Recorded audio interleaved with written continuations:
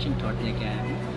आप ये फूल देख सकते हैं, ये फूल का जैसे सुगंध चारों ओर फैल जाता है, ऐसे ही आप एक अच्छा काम कीजिए जैसे कि आपकी अच्छाई चारों ओर फैल जाए और लोग आपके अच्छाई का गुणगान करें। जैसे कि ये फूल है, फूल का जो गंध होता है, सुगंध होता है, वो चारों ओर फैल जाता है और उसके बाद लोग उसका सुगंध सूंघते हैं। इसी तरह आपकी अच्छाई भी चारों ओर फैलेगा तो आपका सुगुन और आपका जो मान है वो भी बढ़ेगा। Thank you.